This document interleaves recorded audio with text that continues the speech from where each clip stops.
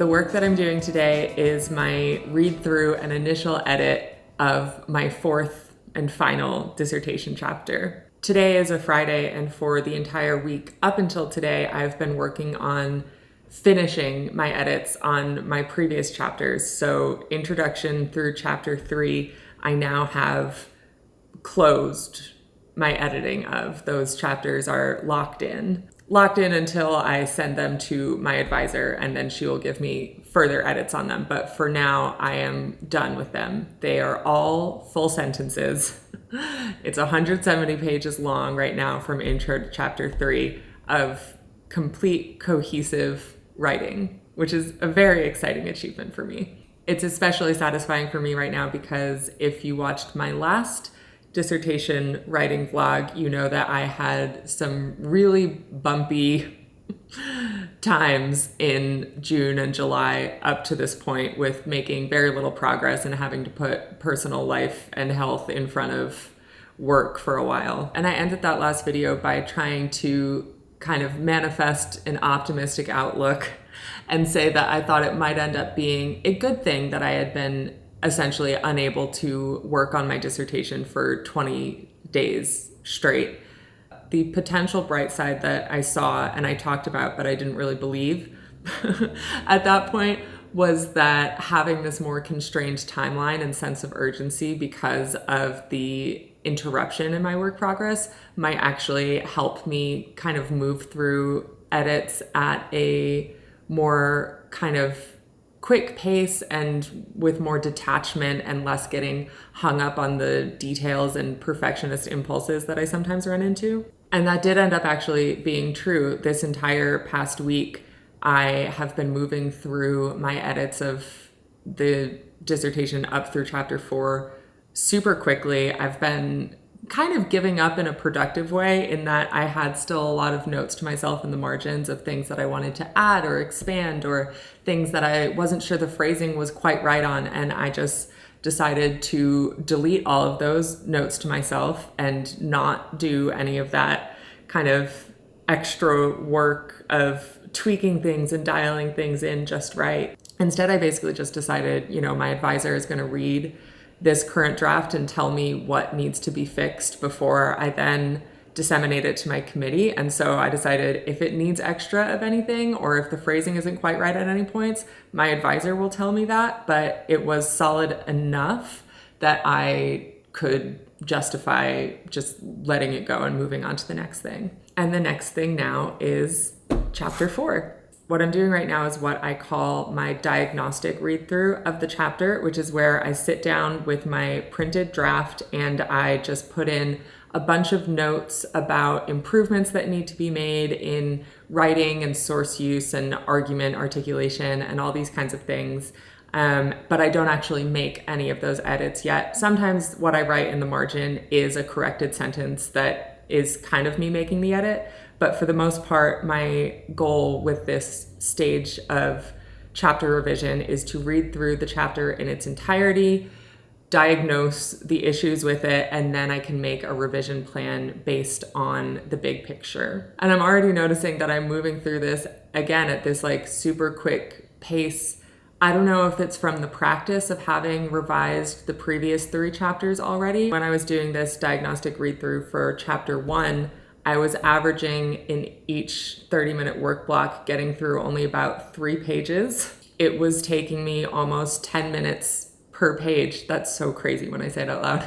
But it was taking me almost 10 minutes to read through a single page because of all of the edits I was making just to my language or ideas that were occurring to me of ways that I could make the chapter better. So I've gone from, in chapter 1, going through only 3 pages in 30 minutes to now in this first 30-minute work block editing through chapter 4, I am already on page 12. It's entirely possible that my first chapter is going to be the best chapter in the dissertation because I spent so much time on it, and that the quality will gradually deteriorate over the course of it and that chapter 4 will not be that good.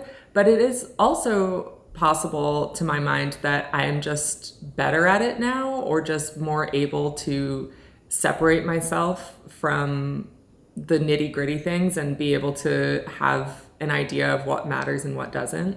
I don't know which one it is, and I don't entirely care. I'm just really happy to be moving through things. I have had all of these little mantras that I repeat to myself over and over again throughout the course of like all of grad school, but especially dissertation writing. I tell myself the best dissertation is a completed dissertation, or it doesn't need to be perfect, it just needs to be done. Or you don't get an A+ in PhD, you just get the PhD. But even though I've been saying these things to myself over and over again throughout the dissertation writing process, I feel like I haven't actually entirely been able to act based on them or like really internalize those ideas until this point. Whatever the reason or the cause, I'm just happy to be back at work and moving through work and making progress. It feels really good. So I'm gonna get back into this diagnostic read through and make some more progress.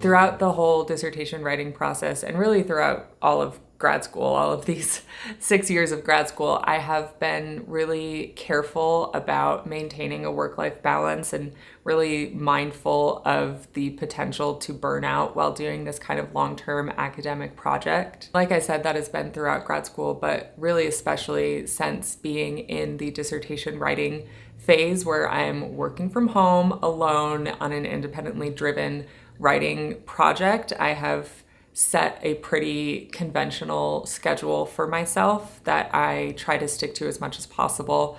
I work around 10 to 6 from Monday through Friday, and I don't deviate from that too much. I keep my weekends personal time and I keep my evenings free of work unless I'm like really on a roll. If I do have some positive momentum that I want to see through, or if I'm up against a deadline or anything like that, of course, sometimes I work long hours or I'll work on a weekend, but I, for the most part, have avoided doing that because I didn't want to burn out too early. But now I'm in what are hopefully the final months.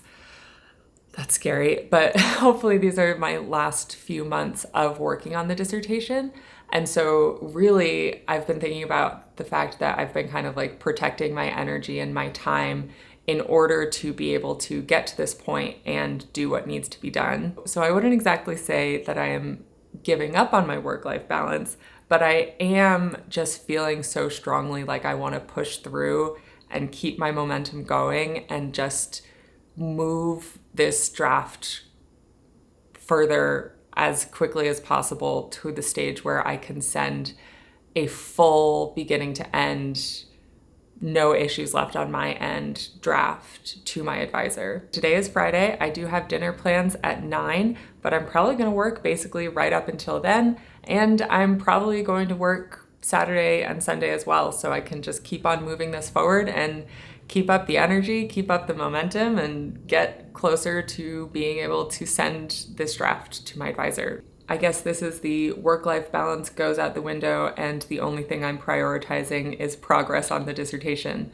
installment of dissertation writing vlog. That's not a very snappy title. Anyway, back to work.